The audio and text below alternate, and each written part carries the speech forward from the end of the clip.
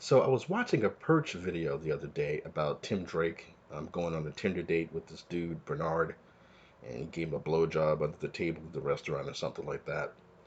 And how there were people on Twitter who were like, I guess one person posted it saying that Tim Drake is gay now and he's having sex in this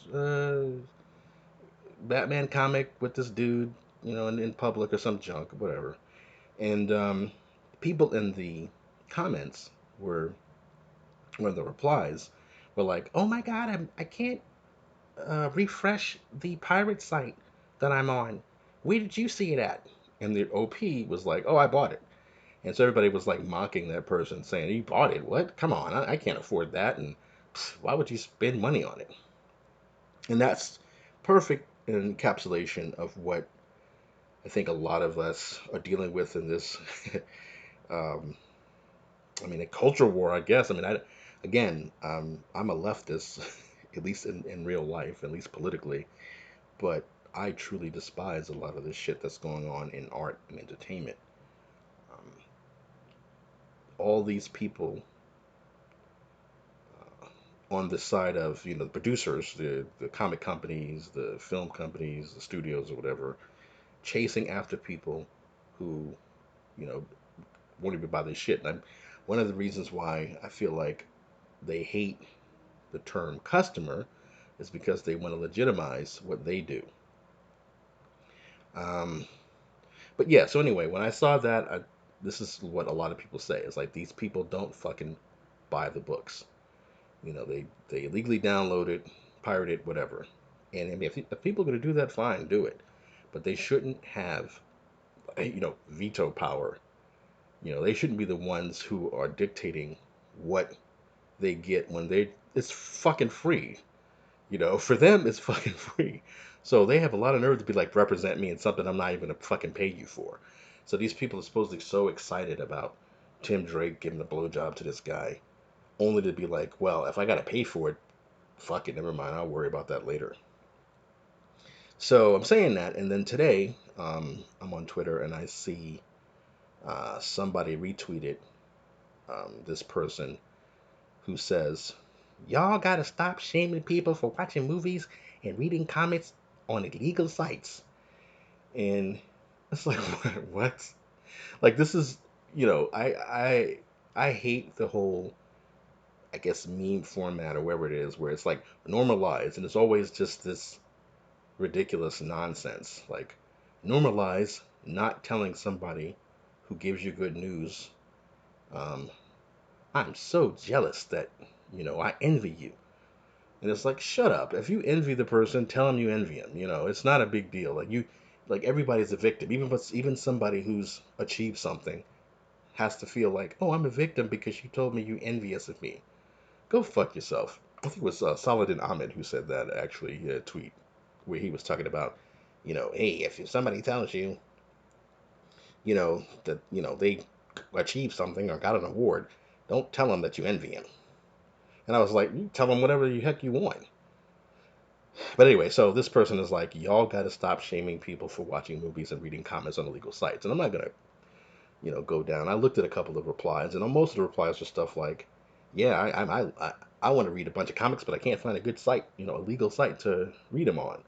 People are like, I'm not gonna pay this big corporation for it. And it's like, you stupid fucks, these corporations who have, bending over backwards to give these people who whine and complain on Twitter any kind of oxygen.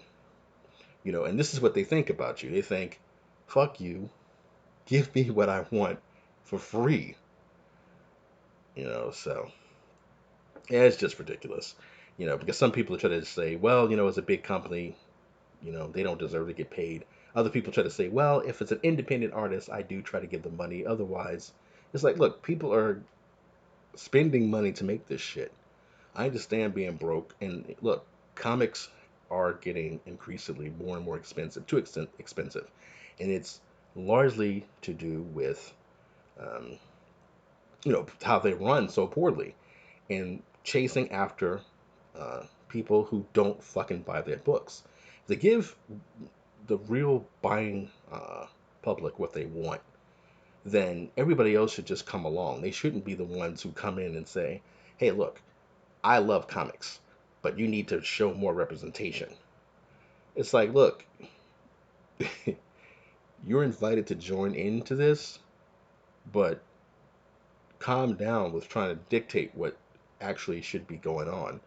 You don't even show how you can make money enough to buy a couple of books every week. Because, I mean, look, if you just want to, you're supposed to be so excited to see Tim Drake, you know, jerking this dude off or whatever, then pay the $4 or $5 to see it. And that's the thing. It's funny to me. They always say support this, support that, but their idea of support is, oh, I'm just gonna, go to a pirate site and download it, and then, rave about it on uh, Twitter. And this is nothing new. A lot of people who are on the side of anti-SJW and anti-SJW, I'm not even gonna explain what it is. You know what it is. It's not about social justice. It's about people who they just want to stick it to fans, and they want to stick it to fans who they've already decided that the fans who are complaining about race bending and uh, queer bending, whatever you want to call it, they've decided that it's just a bunch of old white, straight white guys. And if anybody else says anything about it, they're either, a sellout, a coon. Now, some of these guys do express themselves like coons, but I'm not going to get into that. But I know there was the writer of Shuri. Let me see if we can find her name. Uh, the Shuri comic book writer. She has was she Nigerian? I'm gonna butcher her name. Is it Indy Okorafor? Um, Indy Okorafor had a tweet recently where she was, speaking out against race bending and saying how it was, ultimately it's harmful. It's going to bite everybody in the ass. Instead of investing in quality development of these characters that are actually black or queer, they want to just keep throwing it on Clark Kent or um, Wolverine or whoever. Like they want to just take something from the actual iconic characters instead of building up. Because it's like, oh, I don't believe that, I could make Vixen a successful character, but I'll just take Wonder Woman and make her black.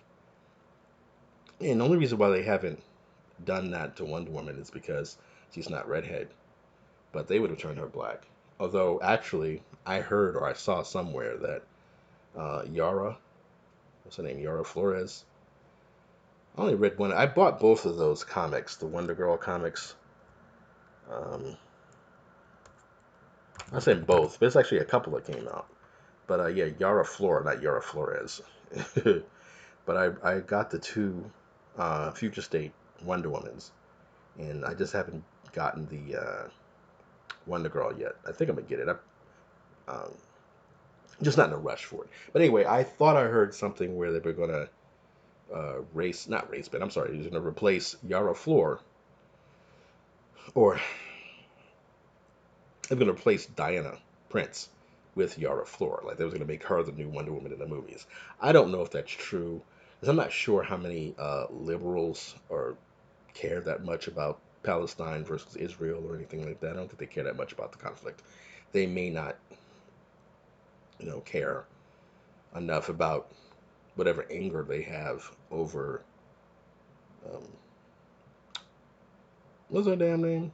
Well, whatever. The Imagine actress, the girl who did the Imagine flip. Well, the Wonder Woman actress. I guess there was a little hullabaloo about her saying, "I want peace on both sides," and people got pissed off. She's Israeli, so I don't know how much you expect this woman to say, you know. But yeah, I mean, I guess that's it for now. Oh yeah, there is another thing. So with Indy Okorafor and her tweet where she was saying, the race bending is gonna bite us in the ass, and we need to put more stock in our own characters, that kind of thing. um, there were people in the replies telling her, "Yeah, but it's fun to piss a racist off." And she was like, "That's a distraction. That's not the point of what I'm talking about. This playing these games where you think you're pissing off racists is not a has nothing to do with building up these characters like real diversity and putting time in. I mean, she didn't name any characters, but I mean, shit, you could do a Shuri comic. I don't know if she's that interesting, but you could do one without um, being patronizing and making her better than anybody else in the world or whatever. You could, but forget Shuri. There's plenty of characters like Vixen, um, fucking North Star.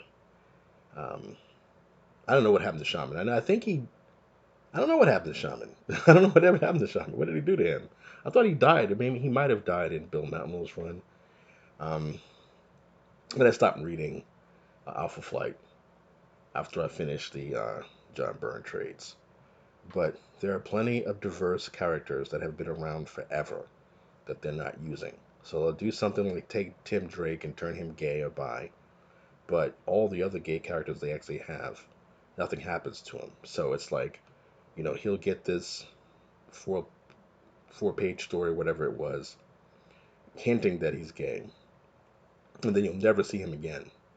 He may show up in this, I think it was what, Tinian's Batman run, which I'm not reading, but he may show up. It's supposed to be a big deal for some Halloween special, but after that he'll be gone. Um, he'll just be another 2 pager, 3 pager in a DC Pride story, and you'll never see him again because everything he is now will be about his identity and the way in which um, the social media people uh, praise this stuff or ask for this stuff has nothing to do with the way genuine comic book fans consume comic book stories. They don't engage with comic book stories the way the Twitter and Tumblr crowd does. You know, it's not, broccoli and spinach to the average comic book fan. It's like entertainment. But, I always say I noticed that. But with the SJWs, it's always, I need to be represented. And they don't even say I need to. They just say people need to. And no one really is clamoring for it. But you're not going to argue if you're just a regular person. You're not going to argue and say, no, I don't want black people to be represented in media.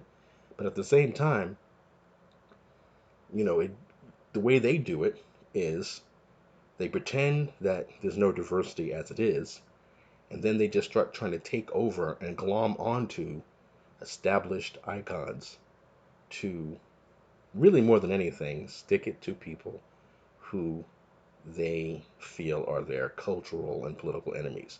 It has nothing to do with enjoying the comics. These people don't even have the money to pay for these damn comic books. These people laugh and scoff at the idea that anybody would buy the fucking comic book. And then they have the nerve to get mad and call you a racist and a bigot if you say customer. And they have this whole, thing about, oh, customers, this is not customer service, this is art.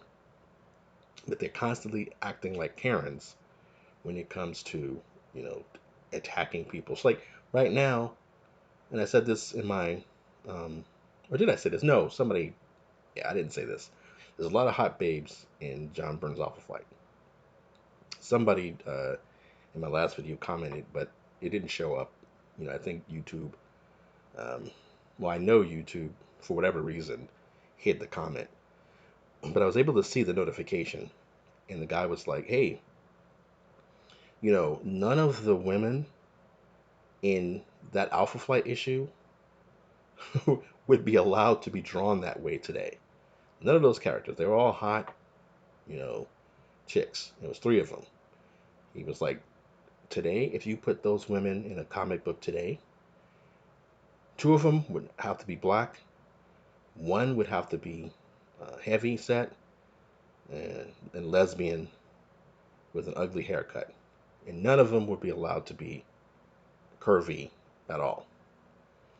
And, I think he's right. And Well, I know he's right. He's absolutely right. Like, there's no way. I can't. When I looked at that Resident Evil Netflix promo picture, I'm like, there's absolutely no way that the Fantastic Four will be an all-white family. There's no way, you know. Um, and it's not like, oh, poor white people, oh, help them. The white people are being ruined and destroyed. It's not that. It's like, look, I care about these iconic characters too. You know, I have an image of how they look, and I've been, loving these characters since I was a kid. I just want to see them the way I saw them in comic books, brought to the big screen with great technology and, great special effects. That's it.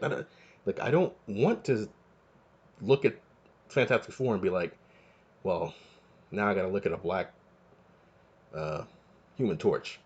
This is not Human Torch to me. I don't see this guy as Human Torch. It's just a black guy they're saying is now Human Torch. Like, that's the thing. I'm looking at a black guy now. I'm not looking at Human Torch. When I look at Human Torch, I'm just saying, yeah, it's Human Torch is Johnny. So, enough rambling. Um, take care.